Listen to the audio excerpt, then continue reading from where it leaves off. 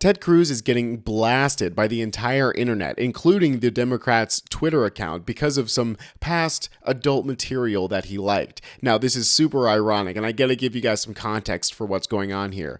I know everyone here is an adult, but I'm gonna have to blur and, use some alternative words just to get around YouTube. So a Republican senator is finally pulling the trigger on one of Project 2025's biggest goals, which is to ban all adult material and reclassify the P word to mean something else, which we'll touch on in just a second. But first, I want you guys to see the language that these Republicans are using and how broad and obscure it is, so that they can kind of shove anything they want into the umbrella and demonize or straight up criminalize all kinds of things.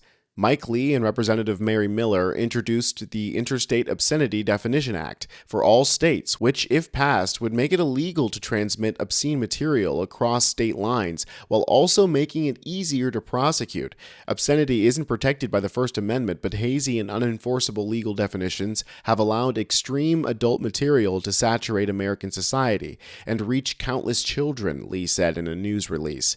Our bill updates the legal definition of obscenity for the internet age, so this content can be taken down and its peddlers prosecuted. Here's a look at the bill itself. The term obscene or obscenity, when used in a matter or context that explicitly refers to or could apply to a picture, image, graphic image file, film, videotape, or other visual depiction, includes a picture, film, graphic video file, film, videotape, or other visual depiction that, taken as a whole, appeals to the prurient interest in nudity, sex, or excretion, depicts, describes, or represents an actual or simulated S-act or S-contact, actual or simulated normal or perverted S-acts, with the objective intent to arouse, titillate, or gratify the sexual desires of a person, and, taken as a whole, lacks serious literary, artistic, political, or scientific value.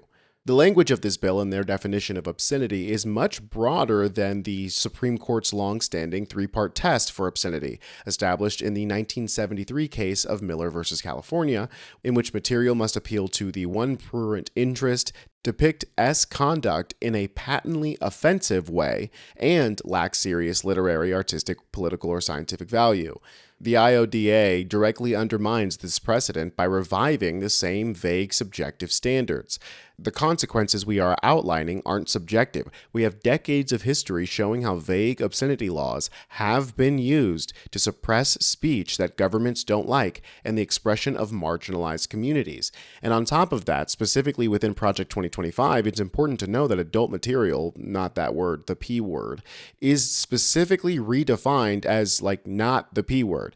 It's anything having to do with gender ideology or trans people. This word, Robert continues, is manifested today in the omnipresent propagation of transgender ideology and the adultification of children. And how should it be outlawed? The people who produce and distribute it should be imprisoned. Educators and public librarians who purview it should be classed as registered S offenders, and telecommunications and technology firms that facilitate its spread should be shuttered. Project 2025 is not targeting this word as something that's harmful to children per se, but rather redefining anything concerning sexuality and gender that they say is harmful to children as. So clearly, them banning all adult material is just a precursor to ban trans people's public life. They'll say that a man dressing as a woman or a woman dressing as a man is depraved and inappropriate to children, and they'll literally jail those people. The whole thing is ironic given that people in religious and conservative states seek out more adult material online. According to the data, Freud was right. States that scored high in conservatism and religiosity were also the source of a higher volume of adult content searches. In these states, researchers noted increased searches for gay adult material. Wouldn't you know it? So that brings us back to this post, in which the Republicans are getting roasted by the Democrats, especially Ted Cruz, asking him if he's going to vote no on this bill, considering that he did this. This incident happened back in 2017 and was so well reported that even the AI know about it. Yes, on September 11th, What the hell? Senator Ted Cruz's official Twitter account liked an adult video. The like was noticed by Twitter users and removed about an hour later.